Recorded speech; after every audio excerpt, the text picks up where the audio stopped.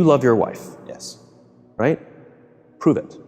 Like, what's the metric? Give me the number that helps me know, right? Because when you met her, you didn't love her, right? Now you love her, right? Tell me the day the love happened. It's an impossible question, right?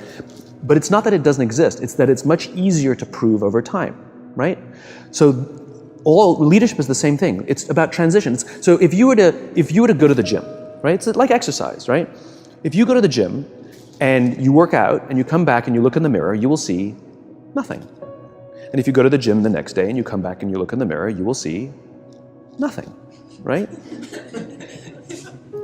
So clearly there's no results, can't be measured, it must not be effective. So we quit, right?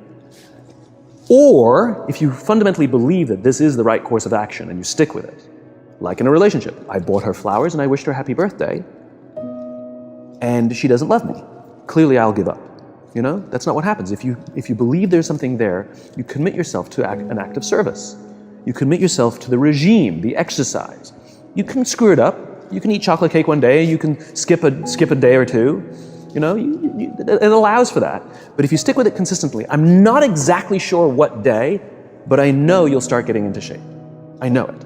And the same with the relationship. It's not about the events. It's not about intensity. It's about consistency, right? You go to the dentist twice a year, your teeth will fall out. You have to brush your teeth every day for 2 minutes. What does brushing your teeth twice a day for 2 minutes do? Nothing.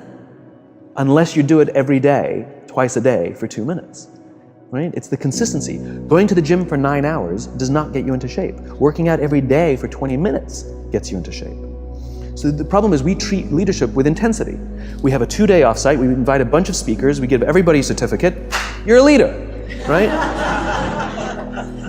Those things are like going to the dentist. They're very important, they're good for reminding us or getting us back on track, learning new lessons, but it's the daily practice of all the monotonous, little, boring things like brushing your teeth that matter the most. She didn't fall in love with you because you remembered her birthday and bought her flowers on Valentine's Day. She fell in love with you because when you woke up in the morning, you said good morning to her before you checked your phone. She fell in love with you because when you went to the fridge to get yourself a drink, you got her one without even asking. She fell in love with you because when you had an amazing day at work and she came home and she had a terrible day at work, you didn't say, yeah, but let me tell you about my day. You sat and listened to her awful day and you didn't say a thing about your amazing day. This is why she fell in love with you. I can't tell you exactly what day, and it was no particular thing you did. It was the accumulation of all of those little things that she woke up one day and as if she pressed a button, she goes, I love him, right? Leadership is exactly the same. There's no event. There's no thing I can tell you you have to do that your people will trust you. It just doesn't work that way. It's an accumulation of lots and lots of little things that anyone by themselves is innocuous and useless.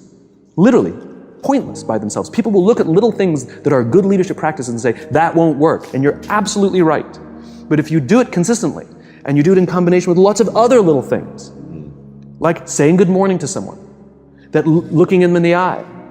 My friend George, who's a 3-star general in the Marine Corps, he says his test for leadership, and I love this, he goes, his test for a good leader is if you ask somebody how their day is going, you actually care about the answer.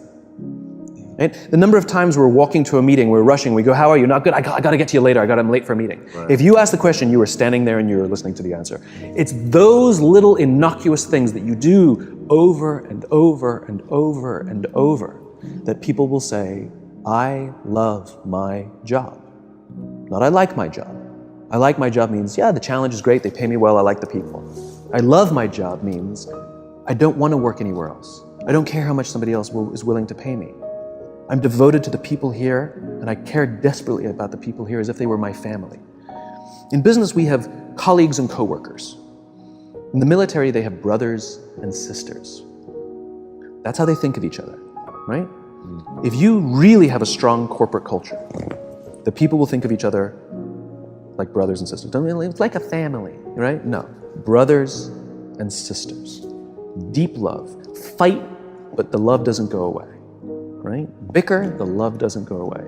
And I'll fight with my sister, but if you threaten my sister, you're gonna have to deal with me. Right. Right? We'll fight internally, we'll bicker with each other, but nobody's gonna hurt each other, and if anything from the outside shows up, you're looking at a unified front. Brothers and sisters.